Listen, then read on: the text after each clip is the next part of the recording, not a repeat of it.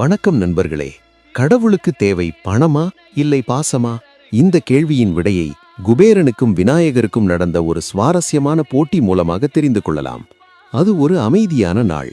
செல்வத்திற்கு அதிபதியான குபேரன் தன்னுடைய பணபலத்தை சிவபெருமானிடம் காட்ட வேண்டும் என்று ஆசைப்பட்டார். நேராக கைலாயம் சென்றார்.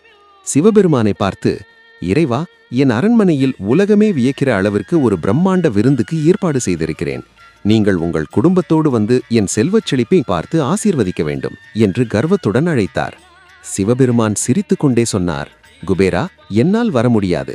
ஆனால் என் மகன் கணேசன் இருக்கிறானே, அவனை வேண்டுமானால் கூட்டிக் கொண்டு போ. அவனுக்கு பசி கொஞ்சம் அதிகம் என்றார்.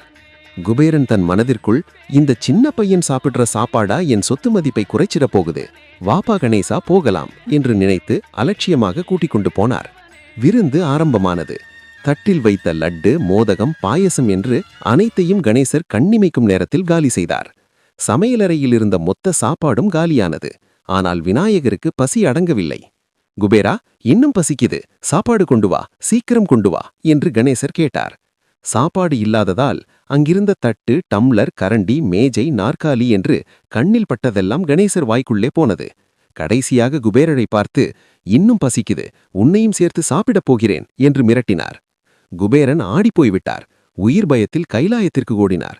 ஐயோ சிவபெருமானே, என்னை காப்பாற்றுங்கள், என் தப்பை உணர்ந்து விட்டேன், என் பணகர்வம் அழிந்து விட்டது, விநாயகர் பசியை எப்படியாவது அடக்குங்கள் என்று கதறினார். சிவபெருமான் மெதுவாக சிரித்துக்கொண்டே பார்வதி தேவியிடமிருந்து ஒரு கைப்பிடி அவல் வாங்கினார். அதை குபேரனிடம் கொடுத்தார்.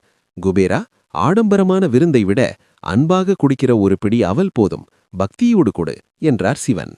குபேரன் அந்த அவலை அன்போடு கொடுக்க, உலகத்தையே முழுங்க நினைத்த விநாயகரின் பசி அந்த சின்ன அவலில் அடங்கி போனது. ஆம் நண்பர்களே, ஆடம்பரத்தை விட அன்புதான் பெரியது என்பதை என்றைக்கும் மறக்காதீர்கள். நன்றி.